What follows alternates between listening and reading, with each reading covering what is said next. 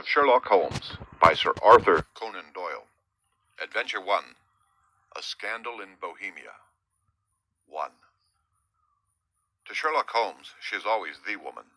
I have seldom heard him mention her under any other name. In his eyes, she eclipses and predominates the whole of her sex. It was not that he felt any emotion akin to love for Irene Adler. All emotions, and that one particularly, were abhorrent to his cold, precise, but admirably balanced mind. He was, I take it, the most perfect reasoning and observing machine that the world has seen. But as a lover, he would have placed himself in a false position. He never spoke of the softer passions, save with a jibe and a sneer. They were admirable things for the observer, excellent for drawing the veil from men's motives and actions, but for the trained reasoner, to admit such intrusions into his own delicate and finely adjusted temperament was to introduce a distracting factor which might throw a doubt upon all his mental results. Grit in a sensitive instrument, or a crack in one of his own high-power lenses, would not be more disturbing than a strong emotion in a nature such as his.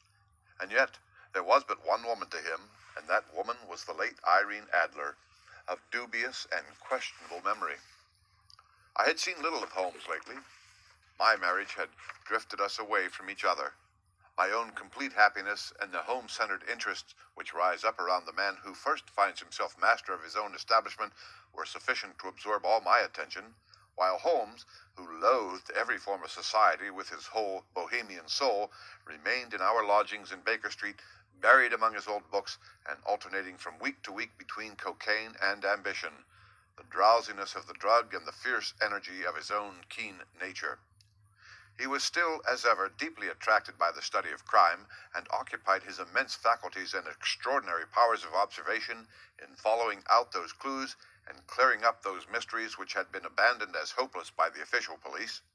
From time to time, I heard some vague account of his doings, of his summons to Odessa in the case of the Trepoff murder, of his clearing up of the singular tragedy of the Atkinson brothers at Trincomalee, and finally, of the mission which he had accomplished so delicately and successfully for the reigning family of Holland.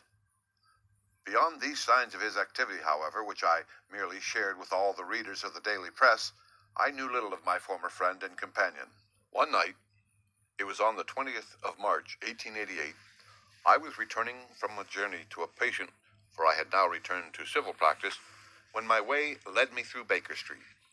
As I passed the well-remembered door which must always be associated in my mind with my wooing and with the dark incidents of the study in scarlet, I was seized with a keen desire to see Holmes again and to know how he was employing his extraordinary powers. His rooms were brilliantly lit, and even as I looked up, I saw his tall, spare figure pass twice in a dark silhouette against the blind. He was pacing the room swiftly, eagerly, with his head sunk upon his chest and his hands clasped behind him. To me, who knew his every mood and habit, his attitude and manner told their own story. He was at work again. He had risen out of his drug-created dreams and was hot upon the scent of some new problem. I rang the bell and was shown up to the chamber which had formerly been in part my own. His manner was not effusive, it seldom was, but he was glad, I think, to see me. With hardly a word spoken, but with a kindly eye, he waved me to an armchair, threw across his case of cigars, and indicated a spirit case and a gasogene in the corner. Then he stood before the fire and looked me over in his singular introspective fashion. "Wedlock suits you," he remarked.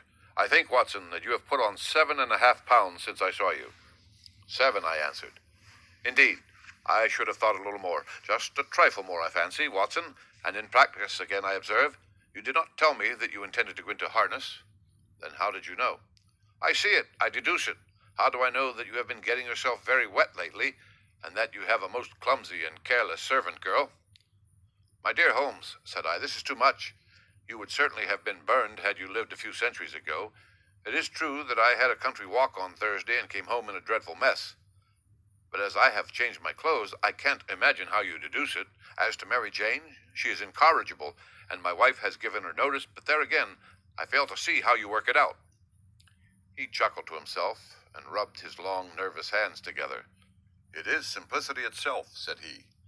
"My eyes tell me that on the inside of your left shoe, just where the firelight strikes it, the leather is scored by 6 almost parallel cuts. Obviously, they have been caused by someone who has very carelessly scraped around the edges of the sole in order to remove crusted mud from it. Hence, you see, my double deduction that you have been out in vile weather, and that you had a particularly malignant boot-slitting specimen of the London slavey.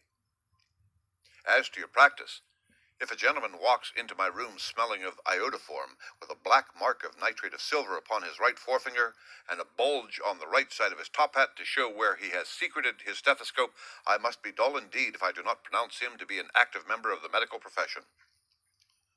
I could not help laughing at the ease with which he explained his process of deduction. When I hear you give your reasons, I remarked, the thing always appears to me to be so ridiculously simple that I could easily do it myself. Though at each successive instance of your reasoning I am baffled until you explain your process, and yet I believe that my eyes are as good as yours.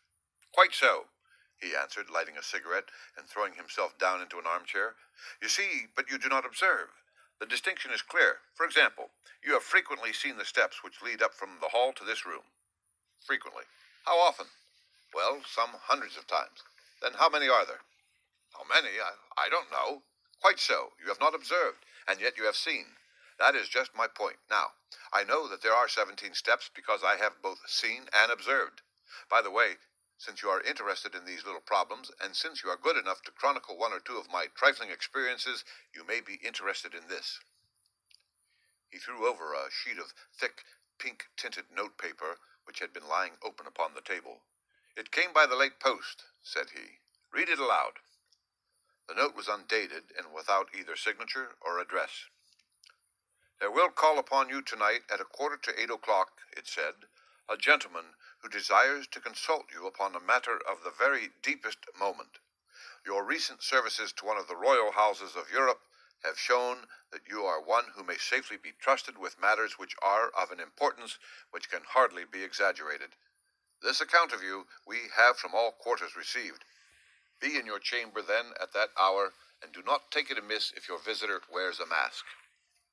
This is indeed a mystery, I remarked. What do you imagine that it means? I have no data yet. It is a capital mistake to theorize before one has data. Insensibly one begins to twist facts to suit theories instead of theories to suit facts. But the note itself, what do you deduce from it? I carefully examined the writing and the paper upon which it was written.